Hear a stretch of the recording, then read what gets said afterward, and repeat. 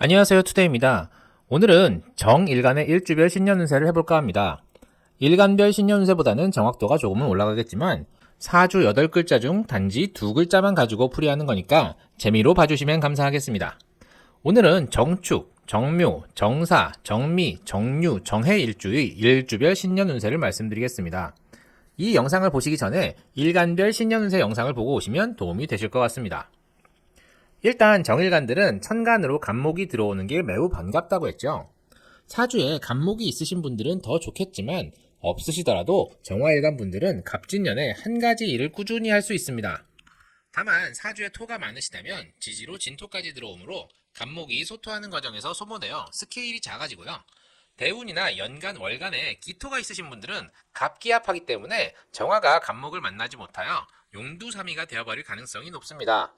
기토의 유무에 따라 차이가 크기 때문에 일단 대운이나 연, 월간에 기토가 없다고 가정하고 일주별 신년운세를 한번 살펴보겠습니다.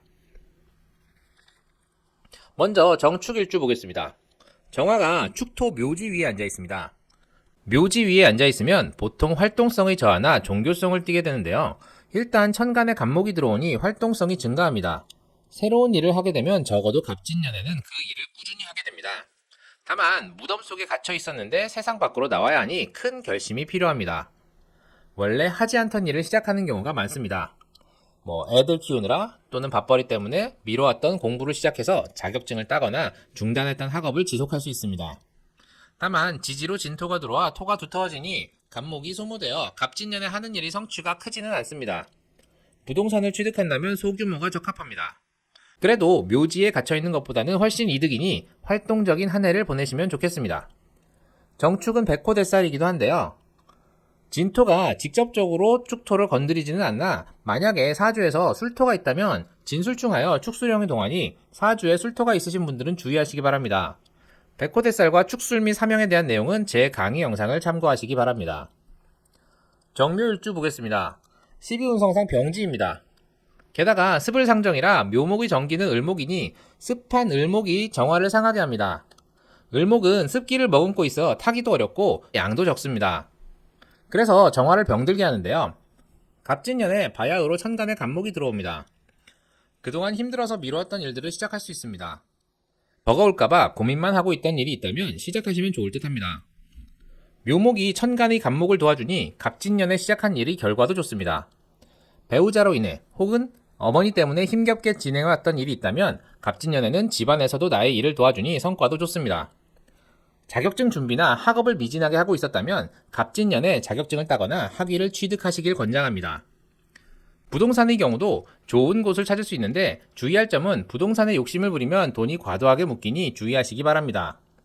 특히 사주에 간목이 없으신 분들은 욕심을 부리시면 안 됩니다. 정사일주 보겠습니다. 정화가 사화 왕지에 앉았습니다. 왕지에 앉은 정화는 활활 타오르고 왕성할까요? 적천수에서 정화에 대해 표현한 구절이 있는데요.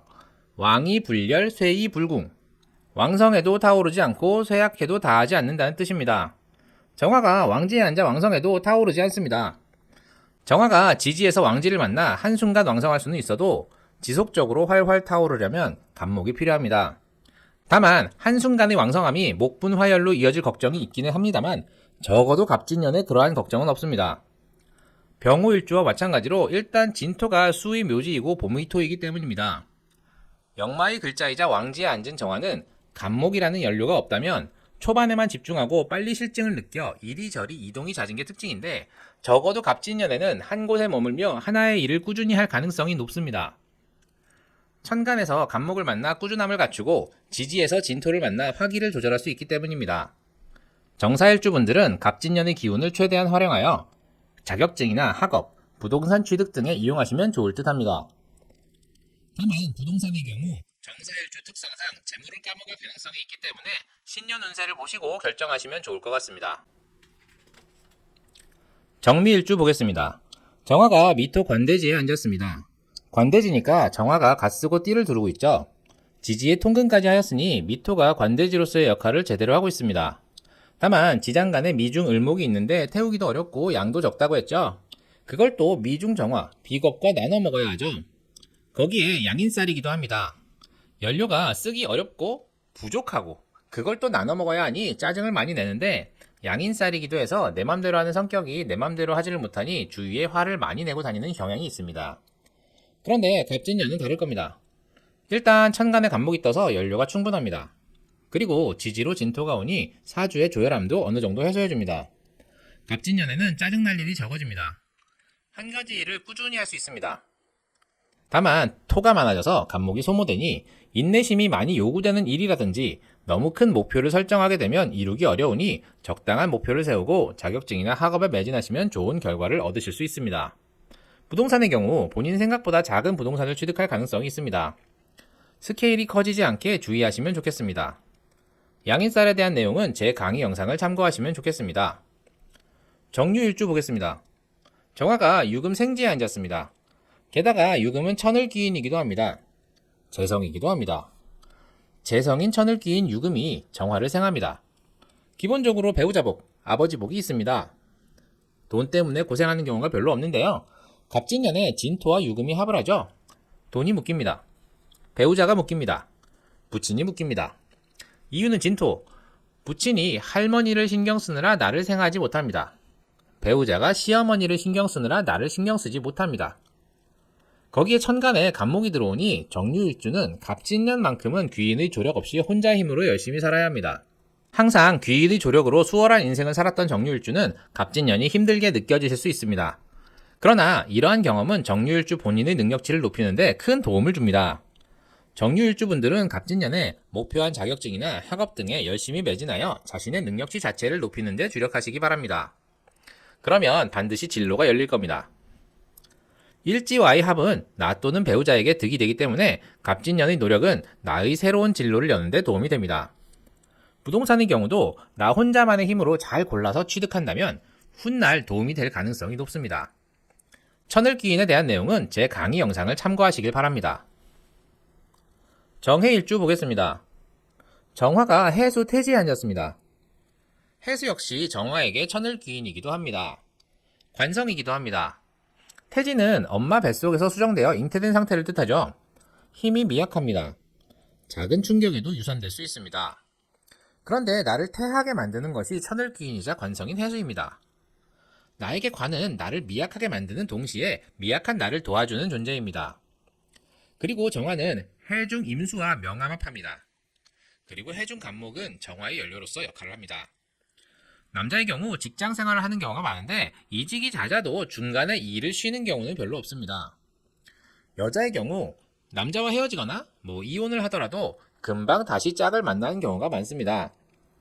관이 나를 미약하게 하지만 귀인이며 명암합하고 간목이 있기에 관 없이는 살기 어렵기 때문입니다. 그러한 정화가 갑진년에 천간에서 간목을 만난 것은 좋은 일입니다.